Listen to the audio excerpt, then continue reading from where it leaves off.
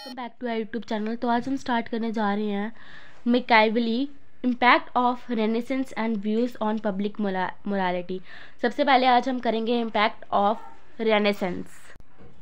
तो जो मैकियावेली थे उनका मेन मोटिव क्या था? रिलीजन को पॉलिटिक्स से क्या करना, सेपरेट करना। जो मूवमेंट ऑफ रेनेसेंस था वो फर्स्टली फ्लोरेंस इटली की एक स्टेट है जहाँ पे क्या हुआ था, यहाँ पे ये स्टार्ट हुआ था। कब हुआ था ये start? End of 15th century में।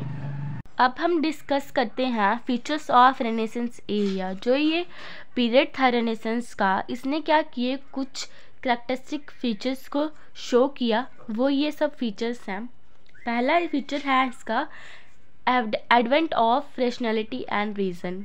अनदर फीचर है advent of secularism. Next, growth of trade and emergence of new class of traders. Next है demise of the institution of feudalism, improvement in the means of communication and transportation. अब हम पढ़ते हैं जो Machiavelli थे उनके ऊपर इस रेनेसेंस का क्या इम्पैक्ट पड़ा। तो सबसे पहले वो बताते हैं कि रेनेसेंस का मतलब क्या होता है, रीबर्थ। फ्लोरेंस जो थी वो क्या थी, बर्थ प्लेस थी मैकियावेली की, जो कि इटली की क्या थी, एक मोस्ट कल्चर्ड सिटी थी। इनको जो मैकियावेली हैं इनको कहा जाता है first modern state in the world. कि इन्होंने क्या किया था, जब ये पुरानी बात करते हैं, रेनेसेंस की पहले की बात कर रहे हैं, लेट 15th सेंचुरी की बात कर रहे हैं, तब वो कहते हैं कि वहाँ पे क्या थी, एक मिडीवल सोसाइटी थी। और इन्होंने ही क्या किया था, इसमें रेनेसेंस लाकर इसको मिडीवल सोसाइटी मॉडर्न टाइम में लाया था, टाइम पीरियड में लाया था। तो जो इस रेनेसेंस का इम्पैक्ट पड़ा मैकियावेली की राइटिंग्स पे, थॉट्स पे, तो वो क्या क्या इम्पैक्ट पड़ा, ठीक है। अब हम सबसे पहले वो डिस्कस करते हैं। इनका जो इम्पैक्ट था वो बहुत ज़्यादा डीप था। जो किस पे पड़ा था, सिर्फ उनकी थॉट्स पे पड़ा था, राइटिंग्स पे भी पड़ा था। फर्स्ट इम्पैक्ट उनका पड़ा क्या, origin of the end the nature of the state. मतलब कि जो ये वेव ऑफ रेनेसेंस थी, उन्होंने इसके व्यूज़ पे इतना इम्पैक्ट डाला कि जो ओरिजिन था, नेचर था स्टेट का, वो क्या उसमें से क्या कहा उन्होंने कि स्टेट जो है वो क्या है, एक सबसे हाईएस्ट इंस्टीट्यूशन है।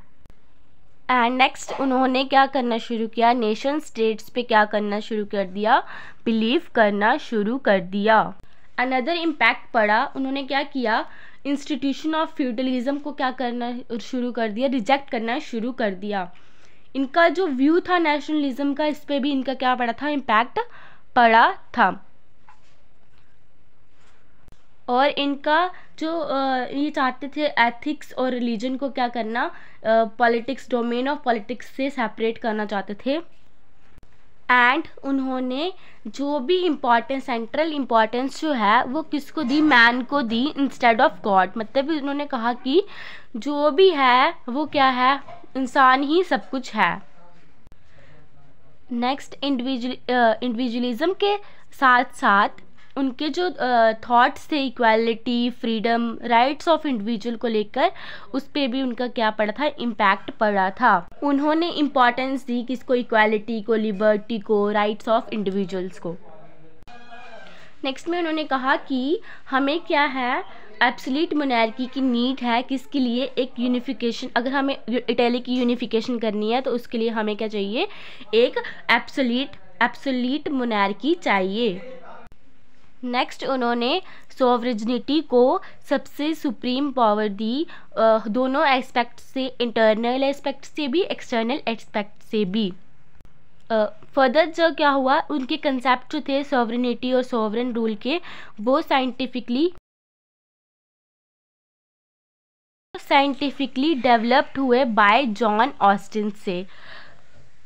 नेक्स्ट में उन्होंने मैकियावेली ने नेचुरल लॉ को क्या किया, रिजेक्ट किया। एंड नेक्स्ट पॉइंट में उन्होंने क्या किया, डिवाइन लॉ को भी रिजेक्ट कर दिया और उसको रिप्लेस किससे किया, सेक्युलरिज्म से रिप्लेस कर दिया। एट द एंड मैकियावेली ने क्या किया, स्पिरिचुअलिज्म को मटेरियलिज्म से रिप्लेस कर दिया। एंड ये हमें जो इम्पैक्ट ऑफ रेनेसेंस था, उसने क्या किया, इम्पोर्टेंस दी रीजन को, नॉलेज को और इनोवेशन को। Thank you. आई होप आपको ये वीडियो पसंद आई होगी। So like this video and subscribe my channel. Thank you.